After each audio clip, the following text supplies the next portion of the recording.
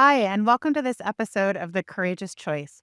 I'm super excited today to be joined by my friend Kip Knight. Kip and I met recently, and we're kind of in this author series that happened almost by accident. But Kip is the author of Learn to Lead, and I'm really excited to explore that and some really great stories from his career. Kip is an accomplished marketing and management executive with a global footprint. He's worked in over 60 countries and has held senior leadership roles at iconic companies such as PepsiCo, Yum Brands, eBay, and H&R Block. His career began in brand management at Procter & Gamble, and he later served as chief marketing officer at Taco Bell and president of H&R Block. Kip is the founder of CMO Coaches, a national coaching network for senior marketing executives, and serves on the board of NetBase Quid, a leading consumer analytics company. He also founded the U.S. Marketing Communication College, which focuses on teaching communication strategy to U.S. State Department diplomats. He's an accomplished author and the co-author of Crafting Persuasion, a leader's handbook to change minds and influence behavior, and Learn to Lead, how leaders turn risk into opportunities. Kip and his wife, Peggy, reside in Southern California and have been married for over 40 years. They have two sons and two grandsons, and I'm super honored, Kip, that you took time out of your busy schedule to join us today. Thank you so much for being here. Well, Jamie, it's a real pleasure. Looking forward to our conversation. Yeah, thank you. So, Kip and I met, and we were at Chapman University, and there were all these synergies as we started diving into the conversation. And I was like, let's continue this. And you were so generous to do that. I read your bio. It's obviously super impressive, but I'd love to hear it in your own words. Maybe share a little bit about your journey and your background with us. Well, I've got one of the weirder career paths that I'm aware of. I counted it up, eight different categories. I jotted them down here. We did marketing research, consumer packaged goods, QSR, e-commerce, consulting, financial services, venture capital, and executive coaching. So, um, one of the things that I would suggest to folks that are thinking about their career is, and this would be one of the learn to leap lessons. Don't be afraid to go into a different category. I don't think 8 is necessarily the right number. That's probably a bit much. But one thing I've found is that you can take a lot of your learnings from a previous category, apply them to a new category, and it's like you are going to have a reputation as an innovative thinker and a breakthrough strategist and all that. It's like, no, not really. I'm just taking some stuff that worked in the other place and brought it over here. And you guys just haven't, been exposed to it yet. So that'd be one of my first lessons on my journey. I think that to the extent you can feel confident enough that you've got something to add to a new category, even though I would be the first to admit every time I switch categories, it's pretty intimidating because you frankly don't know what you don't know. But you've got to be confident enough to believe that you've got enough experience in your previous work that you can really make a difference in wherever the new place is that you've decided to go to. That's so interesting. Did you have to overcome sometimes there's a perception, right, of, oh, you haven't been in this vertical or this industry. So did you have to overcome perhaps that bias of lack of experience, even though you were actually bringing some really valuable experience that was innovation in that space? Oh, absolutely. And again, another practical tip I would give anybody is as soon as you can go to the actual place where the work is being done, do that. I'll give you an example. Like I worked at KFC and Taco Bell for a number of years, and it was fairly senior positions, but I would also like to go work in the restaurants, actually hang out with the crew and talk to the customers, get to know the general manager. When I was president of H&R Block, I spent every day in the field driving around with district managers, going to field offices, talking to clients, talking to tax pros. I even signed up and became a certified tax pro. So another practical tip I would give folks is the more you can truly relate to what the people are doing. I guess they had that series on CBS, Hidden Boss or what, Undercover Yeah, Boss. I undercover wasn't bot. undercover. They knew exactly who I was, but just to be able to go out there and really understand. So what's it like doing this job day after day? What are some things we could do at the headquarters office to really make their job uh, better, more efficient, more productive, more enjoyable? And frankly, just let them know, hey, look, guys, we appreciate all the hard work you're doing because uh, I've always seen these engagement surveys around, most employees are unsatisfied and they're not fulfilled. I think a large part of that maybe comes from the fact they don't feel like they're thanked enough. And one thing I've tried to always tell my uh, folks on my senior team is, look, this is not a precious resource that you have to guard and hoard. Write somebody a thank you note, give somebody an attaboy, create some kind of a monthly recognition. Because I've never been in a company where they said, you know what, our biggest problem is we thank people too often. I mean, when's the last time you heard that? It's typically the opposite. You talk to people that have worked at a place for decades and they go, I can't think of a single time a senior manager actually stopped and thanked me for all the hard work I'm doing. And that's a real shame. That's a lost opportunity. Yeah, you're so right, right? We don't need to hold recognition back. And I think that sometimes, the people who are closest to the work are going to have the best ideas. That's really not a new idea. But I think in today's time of such dramatic change, the risk of not being close to the customer or the employee is even more dangerous than ever because of the pace of change, right? And the assumptions that we can easily fall into and not even know it, right? If we're making decisions kind of from the ivory tower or whatever, and that can become really contributing factor to the significant disconnect that we're seeing in employee engagement. I actually read data recently. It was only 20% of employees today are actually engaged in the work. I mean, that's like shocking to me. Yeah, Um, I find that yeah, depressing because if you think about it, um, people are going to spend what, a third of their life, well, not a third of their lives, let's call it 20% of their lives in an actual work environment. And to think that they just don't ever get any joy or fulfillment out of that. I think it's imperative on senior managers to at least recognize that and try to do something about it. And at a minimum, acknowledge it and go, okay, what would it take for you guys to feel more engaged? What is holding you back from feeling more involved? Do you feel like we're not listening? Do you feel like we're not acting on your suggestions? Do you feel like you're being asked to do an impossible amount of work? What is it that is holding you back from really fully committing to whatever it is that we're trying to do here? And have a dialogue and keep it going. that dialogue is so important, and it's not like any of our playbooks from 20 years ago. If we use it the same way today is necessarily going to be the answer. So having that dialogue and conversation to enroll people to in that go forward solution or co-creation of, the desired culture that and work environment that they want. I really think that's kind of the formula for success. It's going to lead to different results for every company, but ones that are authentic and resonate with both their employees and their customers. Um, so we started this podcast about courage and the courageous choice. And so I wanted to ask you, what does courage mean to you? I think courage is the willingness to say no when everybody else wants to say yes. I was just listening to a podcast the other day. I think it was Peter Thiel's question about what is an opinion that you hold strongly that a lot of other people would disagree with or might not be willing to support. I'd say the most courageous things I've seen are. Let me give you an example of what I'll call practical courage. When I was at eBay, um, we guaranteed up to $200 to a buyer, and this is in the early days of eBay.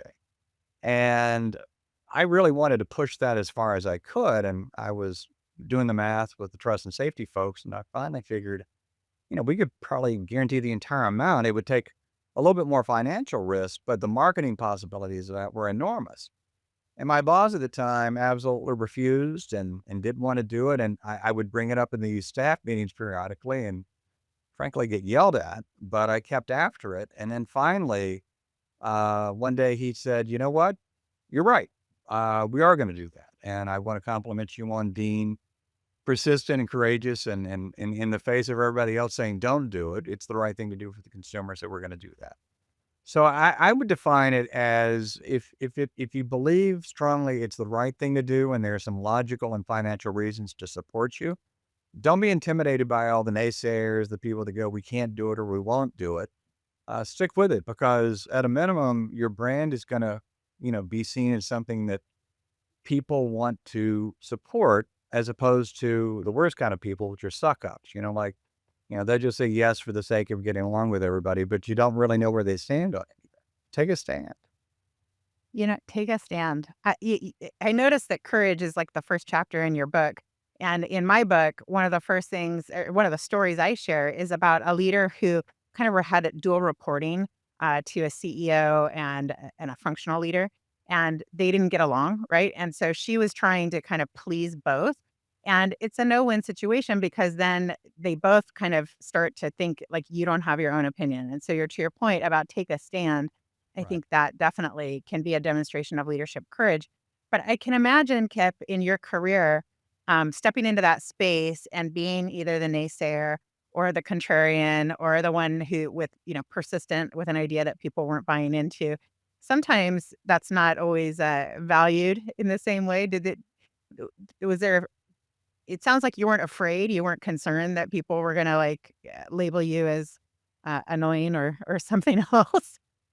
Well, one of my favorite coaching expressions is you can't read the label from inside the bottle. So, I probably was annoying. I probably was seen as irritating. But at the end of the day, you got to feel comfortable that you are not faking it. You are being your true self. You're being authentic. You're being candid. I mean, you don't have to be a jerk about it. You can always be diplomatic and phrase it the right way. And you can also say, hey, I might be wrong, or maybe I've not considered something that you're considering. Let's talk about it. But let me tell you why I think this is the right thing to do. Because again, if you're a leader and you've got a bunch of people that work for you that just automatically agree with everything you ever propose, that's not much of a team. I mean, frankly, you don't really need those people because they're just going to reinforce maybe your bad decision to begin with. What I want, in fact, the same boss I had, his mantra, and it's one of my favorite management mantras, is disagree and commit. His philosophy was when we're in these team meetings, I want you to robustly argue for your point of view.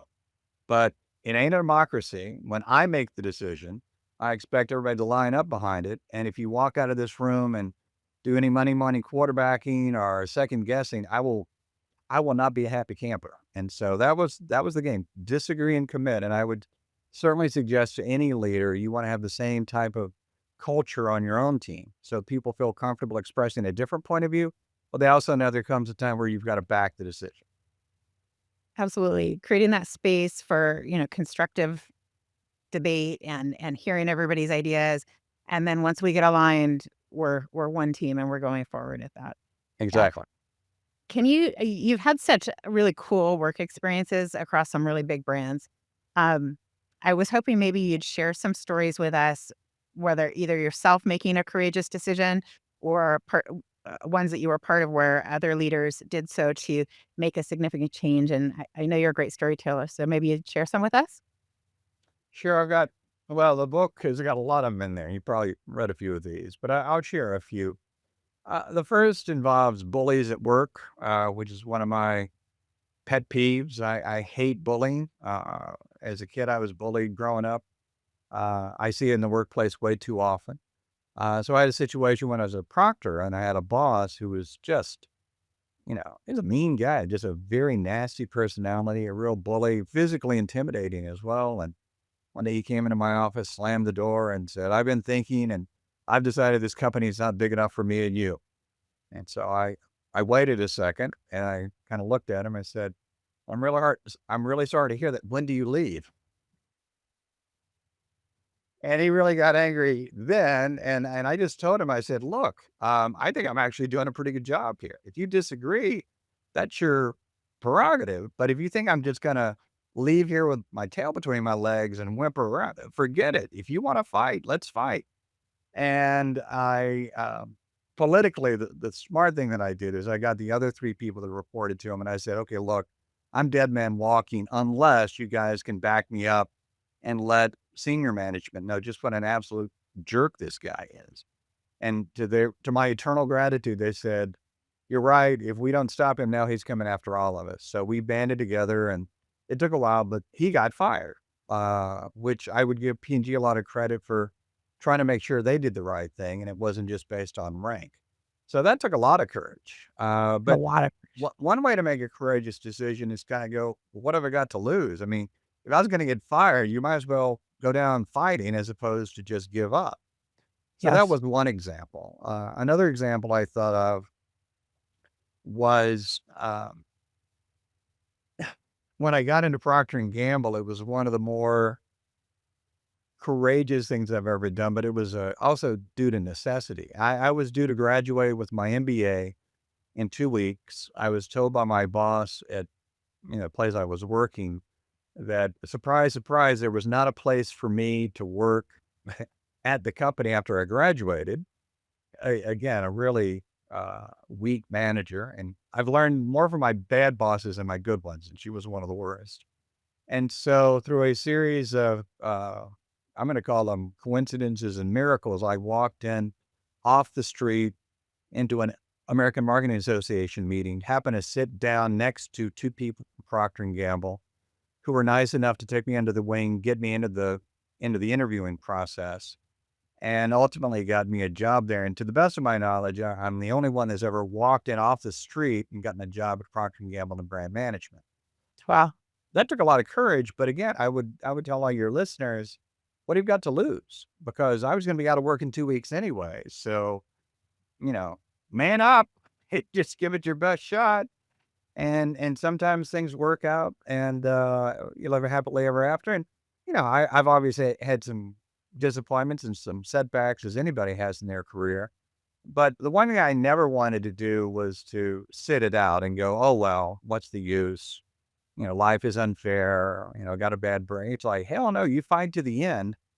One of my favorite Churchill quotes is, "If you're going through hell, keep going." I mean, I've been in some tough spots, as everybody. I've been through reorgs, I've been fired, I've been in businesses that failed, but on every one of them, one of the leadership principles is you got to remember people are looking at you as the leader for constant clues, and it's not just what you say; it's your body language, it's your emotional state, it's your willingness to lean in and give an extra effort where everybody else is exhausted. So, um, life is not a dress rehearsal. One technique that I think helps is to imagine yourself 5 years from now, looking back on how did you handle that particular situation. And Mm, even if you fail, if you can look back on it and say, I'm really proud of what I did there. It took some guts. It didn't all work out the way I wanted to, but I wouldn't change anything. I did exactly what I should have been doing at that moment. that's powerful. And it can lead you somewhere even better maybe than where you could see like, what you could see for yourself in the moment when you're in the middle of it. And I think it's really poignant, we're hearing about a lot of layoffs right now, and I end up talking to a lot of recent grads, actually, I know you do too, and they're struggling or they're nervous, coming into the workforce with AI kind of changing some of those early career type roles.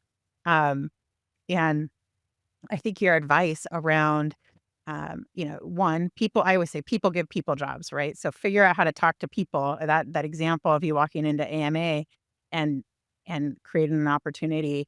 And they didn't get you the job, right? They got you into the interview process and then you Right, got yourself a job. But right. so do you have any other tips? Just thinking about either those who might be in transition or some of those early career folks that I know you have those conversations with as well.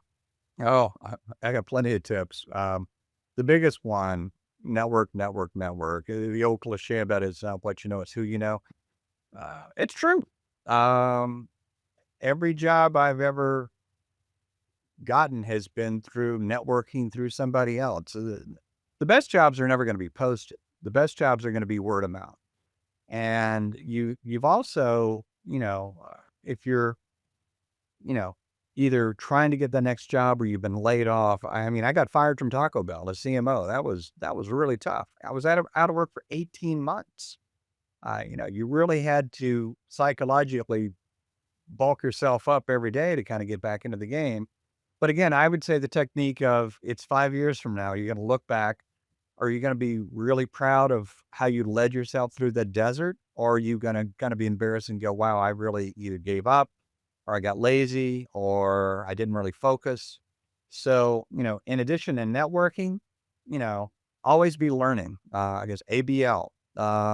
Speaking of AI, Um, I am taking as many online courses as I can on AI, not because I have to, but because I want to. And I've learned when I was at eBay, things are never going to slow down. The worst version of AI is the one that we have today. The version of AI in 5 years is probably going to blow our minds.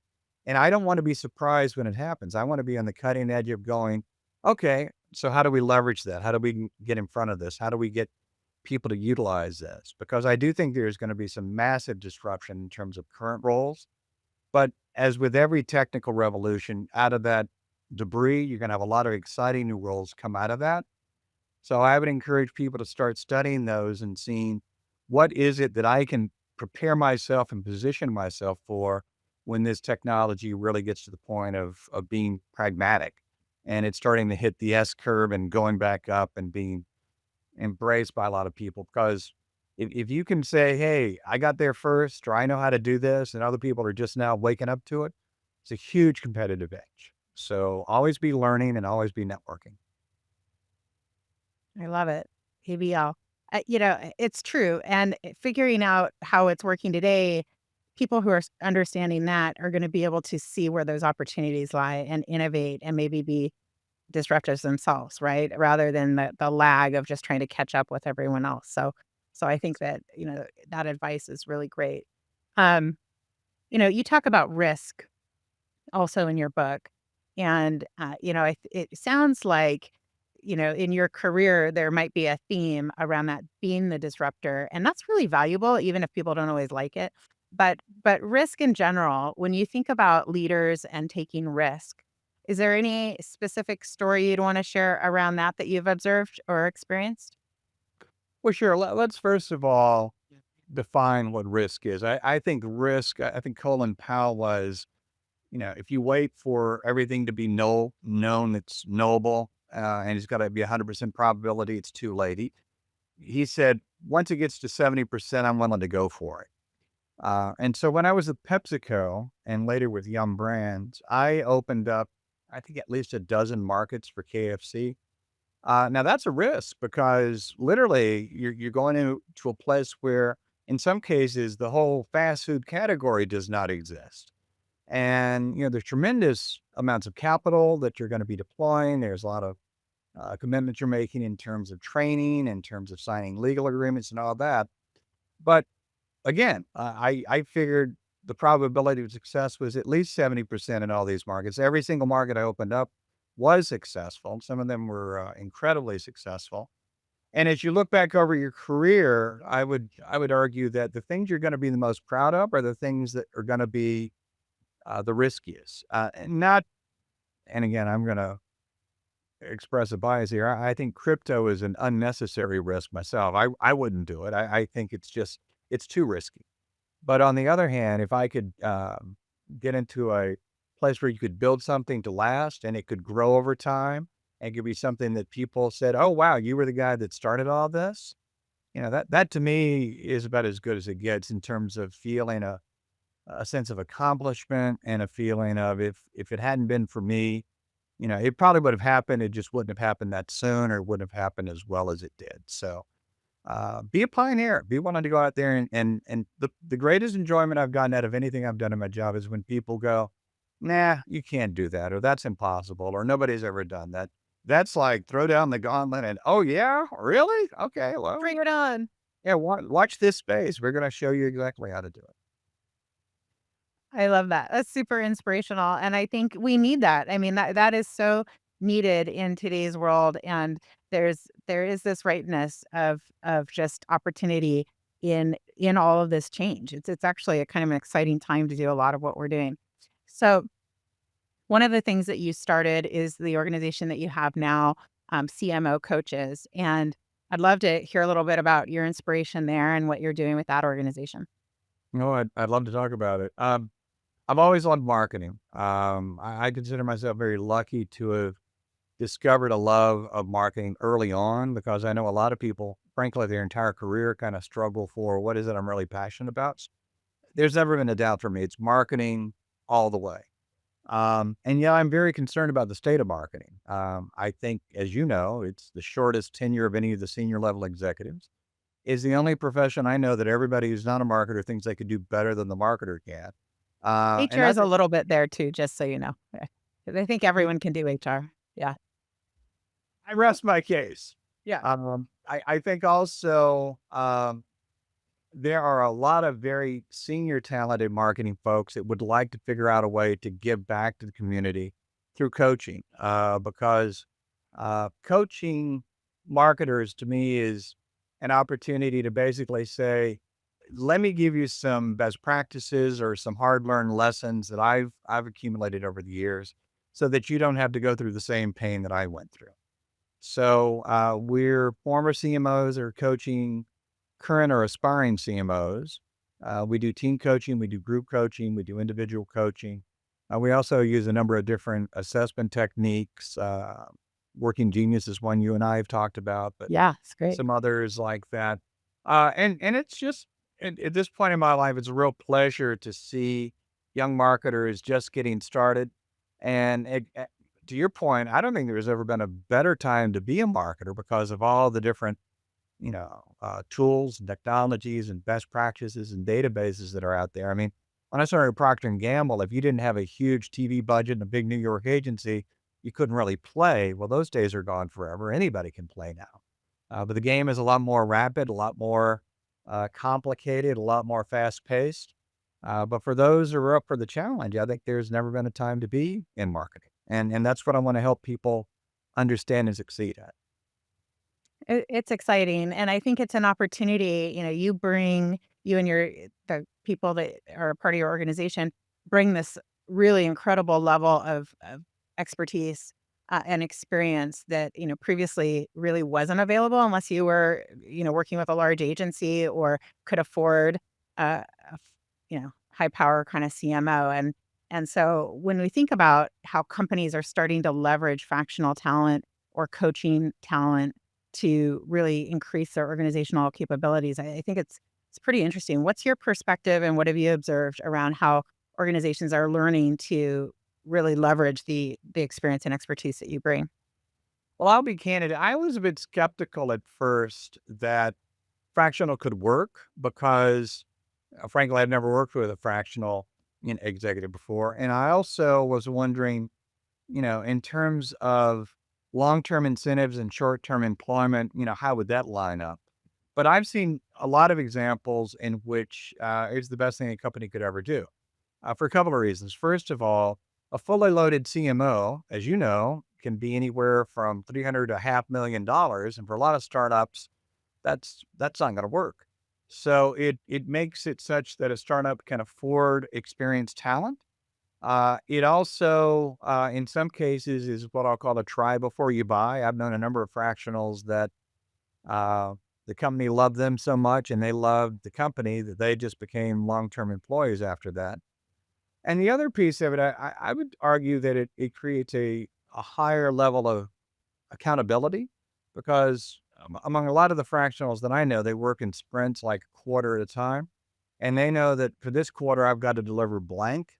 And you know what? If you don't deliver it, well, that's probably the end of you at that particular company. So I see people much more focused on delivering what they've been hired to do and brings a certain sense of urgency and focus that perhaps you don't have if you're in a longer term relationship with the company. I like that. So it's, one, it's elastic from a cost perspective and it can be, fractional so that it's appropriate for the size of the business, kind of the greater accountability and probably even greater alignment on those deliverables, right? Like I'm not off doing my own thing because clearly Right. I'm being held accountable to these Mhm. specific things. And the idea of try before you buy is so interesting because, there's some consultants who really are like, I'm building a practice, I'm building my business, this is what I want to do. And then others where it's much more fluid and you're right, where it's really about the work.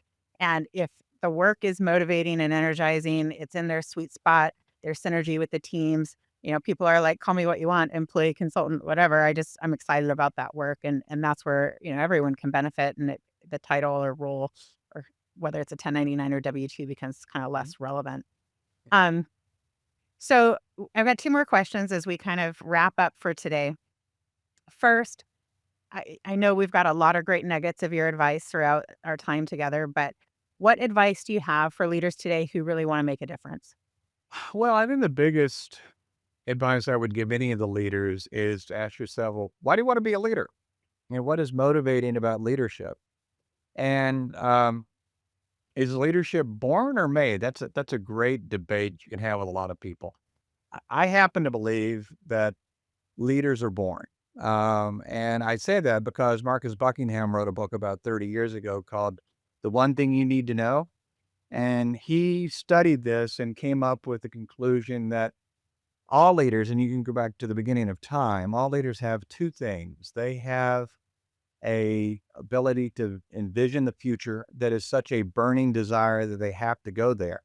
And then they have this, what I'll call MacGyver quality that says, I will do whatever I have to. I will go around, above, through any obstacle I have to get to that vision that I've laid out here. Uh, I'm sorry, there's a third element as well, and that's optimism. I've never met a pessimistic leader. So if you find yourself with the ability to visualize the future, blow through obstacles, and you have this sense of optimism, those are things I think you typically are developed when you're young. I'm going to give my mom a lot of the credit for that. And so ask yourself, not everybody should be a leader. Maybe you're better off as a manager or a support person. There's nothing wrong with that. Being a leader is tough. Being a leader is demanding. But if you think you have those inbred characteristics of a great leader, then I would say it's up to you to really take full advantage of those and go make the world a better place with your leadership capabilities. That's awesome.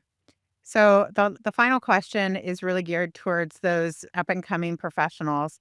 We heard always be learning and always be networking. So those are two key ones we definitely want to make sure people heard. Is there anything else that you might want to share that either you wish you'd known in your 20s or you think those in their 20s today need to know? Two things. First, it's really important to have some role models. I was very lucky to work at Procter and Gamble in my first 10 years of my career. And John Pepper was the CEO at the time, and I got to be good friends with John Pepper, which is kind of amazing. I'm a brand assistant, but I got to know the CEO and still stay in touch with John today. But who are your heroes in the business world? Who do you want to role model yourself after and why? What is it about that role model that really drives you? I'd say that's the first thing to think about. And the second, and it's the reason the book is called Learn to Leap. Um, I had dinner with an executive a long time ago, and he was 85 years old, still going strong, and he'd done all these incredible things. And I said, how did you get the courage to go do all those things? And he said, well, there's an old Hindu saying that says, leap and the net will appear. And I would suggest that for all the young people out there, even if you've got a lot of, questions about, is this going to work or not? Again, I go back to that 70% probability. If you think that you've got the talent and you've got the wind is, blowing in your favor and you think the odds are, they're not, it's not a slam dunk, but it's not a bad bet, leap and the net will appear. Because even if you fail, the lessons you will have learned, you will be able to apply to whatever it is comes next. And I've done that many, many times. And at the end of your life, you don't want to look back and go, woulda, coulda, shoulda. You want to be able to say, wow, what a ride. And I wouldn't change any. And that's an acid test for any career. I mean, if anybody were to ask me, you go back and change anything you did. I'm one of the lucky folks who could say, nope, even the mess ups, I would keep them exactly because that failure led to something even greater. So leap and then it will appear. I love that. That is so powerful. Kip, thank you so much for joining and sharing your wisdom with us. If people want to reach out and learn more, obviously we suggest they get your books or they can reach out to you at CMO Coaches. But is there any other preferred way for people to reach out to you if they want to learn more? Well, LinkedIn, would love to, Kip Knight on LinkedIn or Kip Knight at cmocoaches.com. Send me an email. I'd love to talk to you. Thank you so much, Kip. Really appreciate your time and wisdom and look forward to potentially doing it again. Okay, thanks, Jamie. Thank you. Thank you for listening to The Courageous Choice. If you enjoyed this episode, please leave a 5-star review to help get the word out about the podcast. And don't forget to subscribe so you don't miss out on any of our future conversations. If you'd like to know more about gig talent, please visit gigtalentagency.com or email us at podcast@gigtalentagency.com. See you in the next episode.